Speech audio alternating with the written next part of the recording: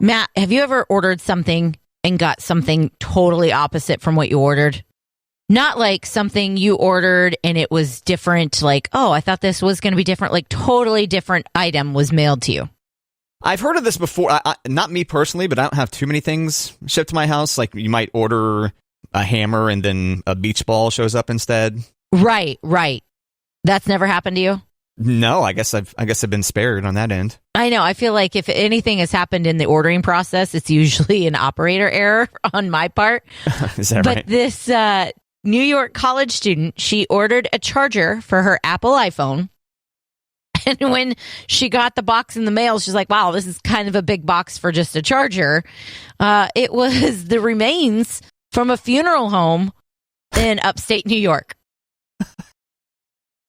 Not the charger she was looking for. No. Did she actually try submerging the phone in the ashes to see if it would charge? That I don't know, but I doubt it. It does say that she tracked down the owner of the ashes, which I don't think that you could really track down the owner of the ashes because it's in the ashes. She was able to track down the funeral home. Well, the family ends up being the owner of the ashes, right? Yeah. Right. Or the earth or whatever. There you go. So the U.S. Postal System said, whoops, sorry about that. My bad.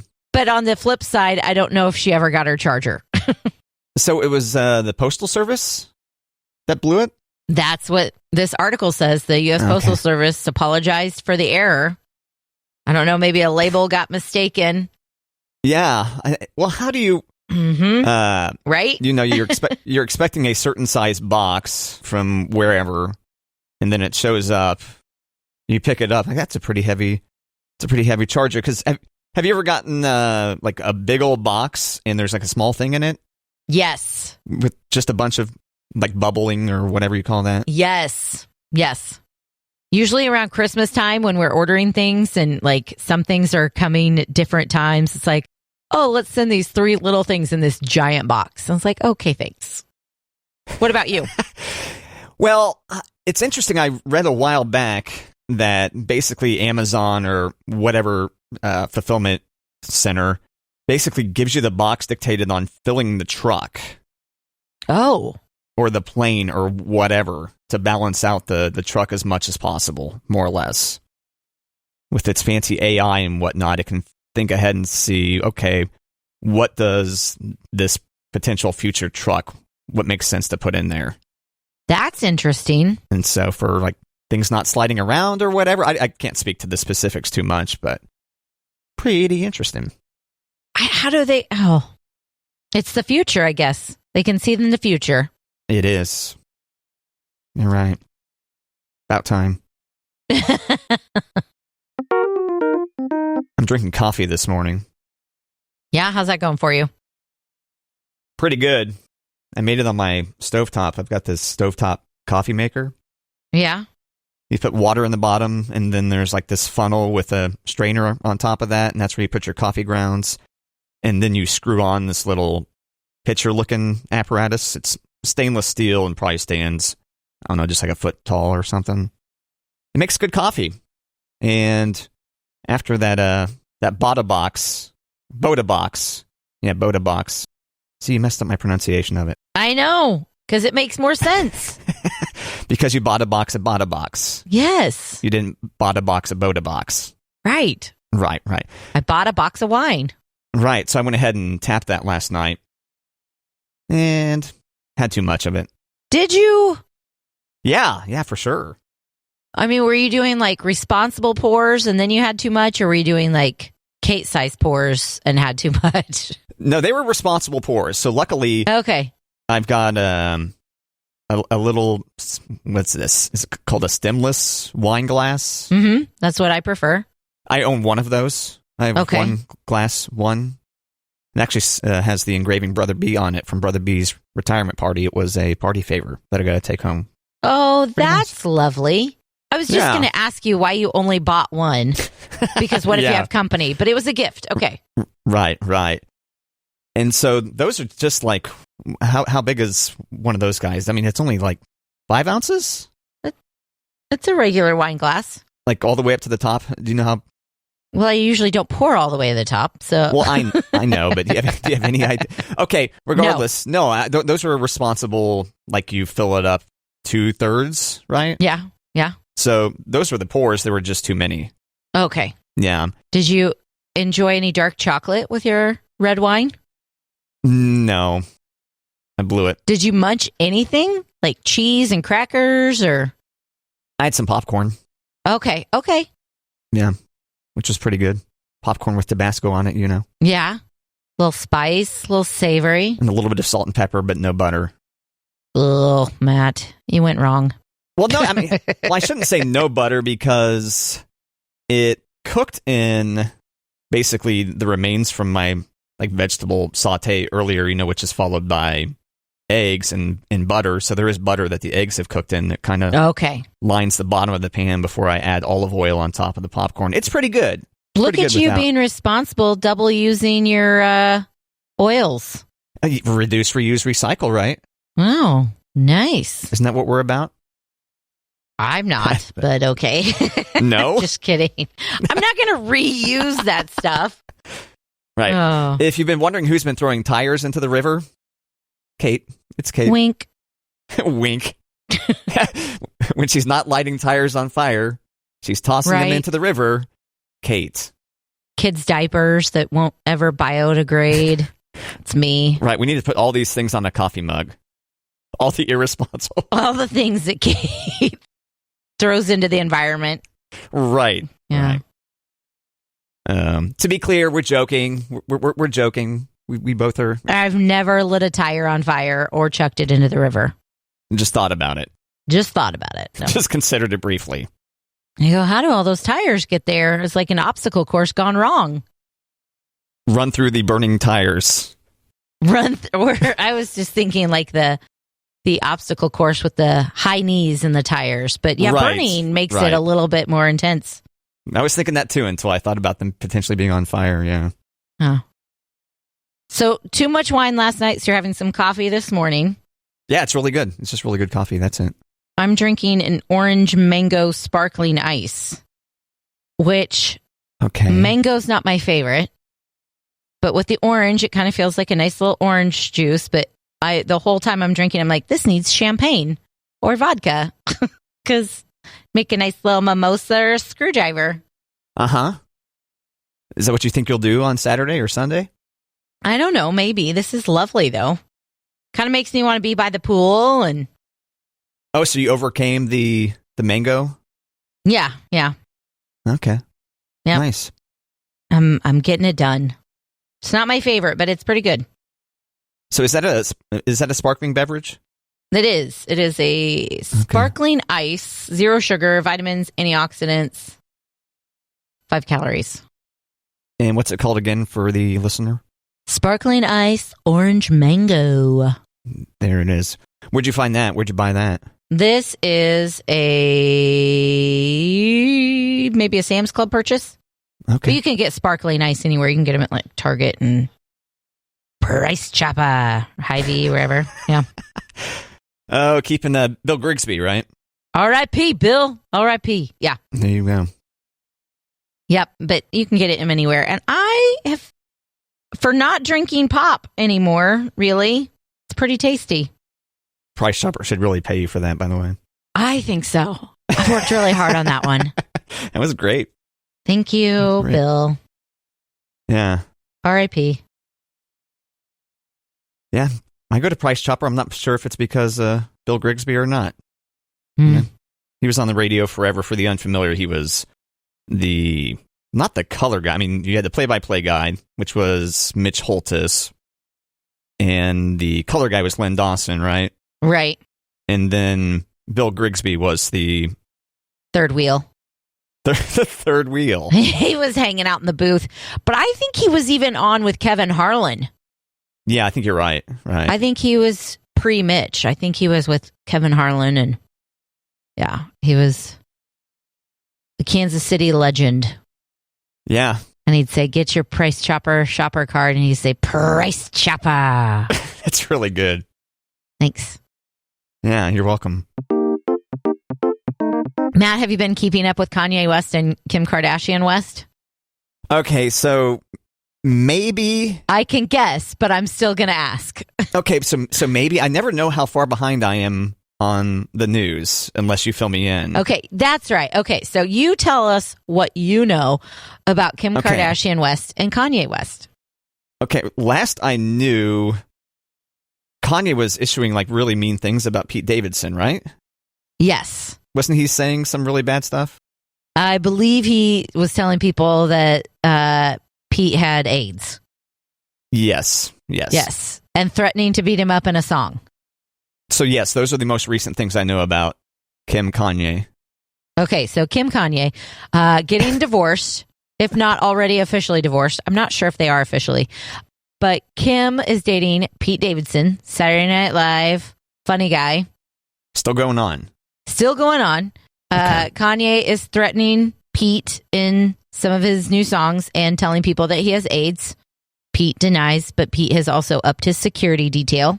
And meanwhile, Kanye is dating someone else. Her name's Julia Fox. She's a model. Of course, she's gorgeous. And according to the Daily Mirror, which is a British tabloid, but they also have a website. Yeah. But it's, I wouldn't say it's the British National Enquirer, but it's in those terms, tabloid. Well, it's kind of like, maybe like the New York Post, like a more aggressive New York Post. Yeah, maybe. No? Okay. I don't know why I feel like New York Post has a little bit more, like, it's not as dirty as TMZ, but it's not as, like, classy as People. Does that make sense? Yeah, I think that's okay. That's a good way to explain it, sure. So, the Daily Mirror, this is a official journalistic site, saying Kanye West is ready to propose to Julia after 1 month of dating. And Julia has been in the headlines because she has morphed their names. They've got a couple name, according to Julia. Do you know what it is? Okay, so Julia Kanye, he changed his name to Ye in California, right? Mm-hmm. Julie? Julie. Julye. Yes. Yeah. Well done, Matt.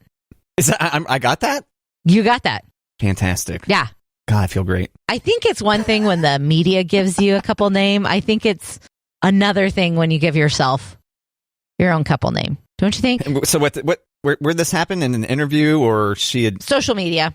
She posted something on Instagram. Oh, okay. Yeah. But this is the Daily Mirror says that he's going to propose, and he's serious. And he even gave her a bespoke ring in Paris. What's that mean? I don't know. I was going to ask you. A BESPOKE ring. Bespoke? Is that a promise ring? I think bespoke means betrothed? Let me look it up. I think it means, let me actually. I own you. No, just kidding. Here we go. Let's just do it right. Made for a particular customer or user. So like tailored, I guess, to her. Maybe custom, I guess. Yeah. Okay, well, Kanye gave her a ring in Paris, a bespoke ring. Yeah, I would think he would probably have a artisanal ring. Yeah. Well, yeah, he's a creator. One of a kind. Yeah. Well, yeah. He's also got the resources to pay for a pretty nice one, I think. Yeah. He's got a jeweler on the payroll. Isn't he a billionaire now also? She is. Kim is. Kim Kardashian was, and definitely was first, but I thought maybe more recently. Kanye net worth. Harper's Bazaar. Forbes. All right. Forbes is typically the one where they're the wealthiest people alive, right? Right. They've got him at $1.8 billion. Yeah. And let's look up Kim Kardashian because we must compare them. Right? Yes. Okay. Kim Kardashian West. 1.8 billion. Matchy. Yeah. And it says real-time net worth under her name as of today. Same deal for Kanye. Interesting. But regardless, Kanye West and this Julia are engaged, or the engaged part is a rumor tabloid deal. Rumor tabloid that he's ready to propose, but he already gave her a bespoke ring in Paris, and they've been dating about a month. The press catcher with a ring on that finger? I don't know. This is from a source telling the website. Okay. Engagement ring, left hand, right hand? Left. Okay. Engagement and wedding, left. Right. Left. Right. And for guys who are scoping for the guys who are scoping for singles, you can remember it as left hand, lose, just lose them. Left hand. Oh. Let them go, Or don't look. Don't look. I mean, lose makes it sound like you've already got it and it's yours to lose. If she's got a ring on the left hand, look away. Okay, look away, leave, whatever. Taken. No, it's a loss. You're not going to be able to pull off that win. There you go. Well, maybe you could. You might be able to get her to cheat on her fiance, but no guarantees. Too far? Hey, I wasn't going to touch that one. Okay. All right. It was me. I did it. I mean, do you see a left hand and go, challenge accepted? No, because I'm never looking. Yeah. And if I were, I think I've gone ahead and given up and been like, okay, dating site. I think for sure. Swipe. Or app, I should say. I sound so old. A dating website, Kate. Well, I think dating site doesn't sound old. Did that sound old when you said dating site? It's got to sound old to the youth, to the Utes. To the Utes. As does the word Utes probably, but, no cap, no cap. No cap, Kate. No, bet, man, bet. Bet no cap. Bet. Yeah, you're going to come through? When are we going to sit down and talk with your friend who's the teacher? We need some more education. That's a good question. He was going to join us on Martin Luther. I think it was Martin Luther King Jr. Day. He was going to join us because school was out. Yeah. And then, I hope I'm not sharing too much, but got a real bad headache, a migraine or whatever. So he didn't get to enjoy his day off at all, really. So. Oh, no. Well, springtime parent-teacher conferences are coming up, so maybe he's got some time coming up that he could take a minute from his concerned parents and be like, hold on, I have to go tell my friends on the radio what youth slang means these days. Yeah, I'll text him. I'll message him and see if we can get him on sooner rather than later, but obviously on his schedule. So obviously, yeah. I would love to hear what are the kids saying these days. Right. So to kind of paraphrase, when I asked him about it, he teaches younger kids, like third or fourth grade, and he's probably gonna hate me for like I'd asked him actually, like what again? I need to pay attention. So he knows these kids as they're growing older, right? When they're sweet. Well, right, but then they enter the age of fifth grade of slang, fifth, sixth. Then he's still in contact with these. He still sees these kids in the hall or whatever. Right. Whatever school function, whatever, I don't know, cafeteria or events or whatever. And so he still knows these kids. And so that's how he's absorbed it. Not from the fourth graders, but from the eventual like sixth graders. Gotcha. That he knew that went through his class. Gotcha. So he teaches, I feel like it's fourth grade, but it might be third grade. Sorry, John, if you're listening. Man, I'm still really enjoying this coffee. Good. Pretty good. Mm-hmm. Down the hatch. Luckily, I've got this thermos. I highly recommend camping thermoses. Yeah. Or thermi. Maybe that's the I think, Stanley is the ones that are the ones. Stanley are the ones that I own. And they hold hot liquids for a very long time. They also hold beer for weeks, right? Oh, God. That's right. It's okay. So this is fun to think about, right? Summertime. Think about summertime at the lake, right? It's a good time. Right. Good place to visualize yourself. And then there you are, and you're like, here's a smart idea.